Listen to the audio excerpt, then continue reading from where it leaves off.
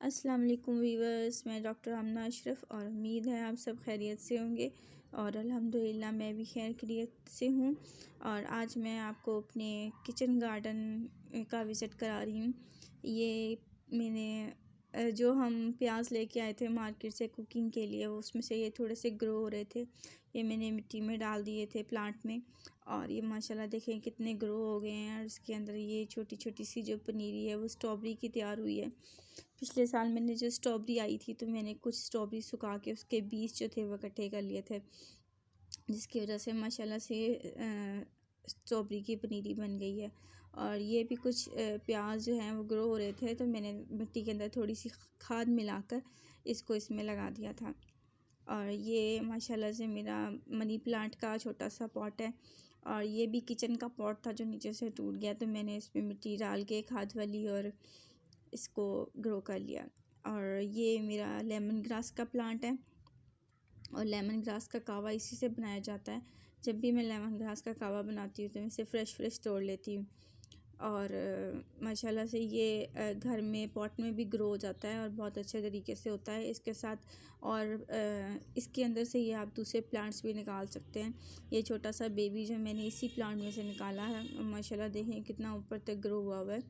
और इसके दो निकाले थे, एक मैंने किसी को गिफ्ट कर दिया और ये भी माशाल्लाह से अब देखें कितना हेल्दी हो गया है मेरा लेमन ग्रास का प्लांट। और ये पपीते का पौधा है जो मैंने एक बहुत बड़े पॉट में लगाया हुआ है और माशाल्लाह से ये भी अच्छा ग्रो हो गया है। जब आया था तो इतना ग्रो नहीं हुआ था, लेकिन अब इसके माशाल्लाह से जो खाद है वो भी मैं गार्डन किचन के वेस्ट से ही खाद बनाती हूँ।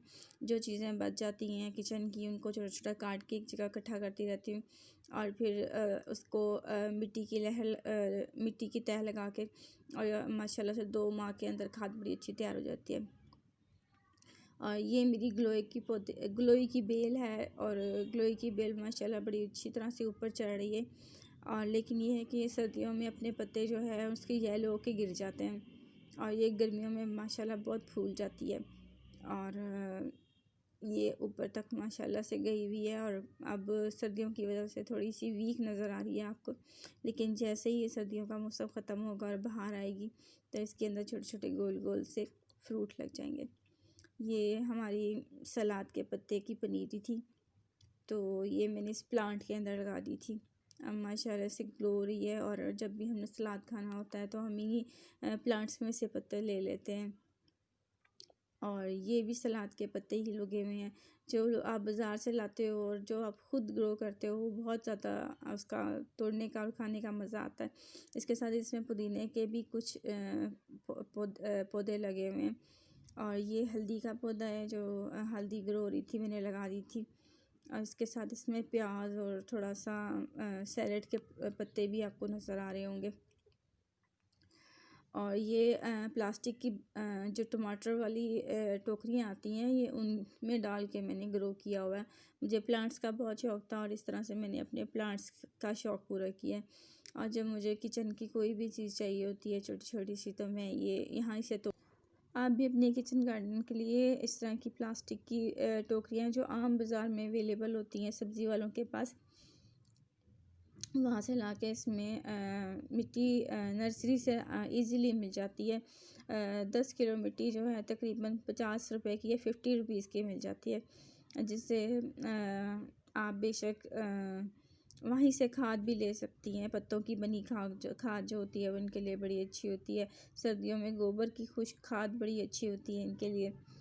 और ये पुदीना भी जो था ये घर में आया था तो इसकी टहनियाँ जो थी वो मैंने लगा दी थी, वो माशाल्लाह से ग्रो हो गई हैं। और इससे ये होता है कि हर वक्त तो कोई अवेलेबल नहीं होता जो मार्केट से आपको फ़्रेश चीज़ ला के दे। कई दफ़ा बच्चे स्कूल कॉलेज गए होते हैं तो आप कम से कम थोड़ी बहुत ही फ़्रेश चीज़ तो अपने घर में बना सकती हैं।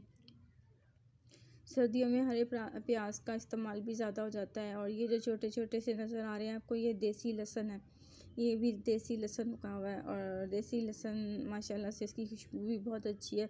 देसी लहसुन चाइना के लहसुन की निस्बत जो है वो बहुत कम इस्तेमाल होता है। और ये इसके 1-2 लीव्स भी आप बारीक बारीक करके डाल दें तो बहुत अच्छी स्मेल और माशाल्लाह तासीर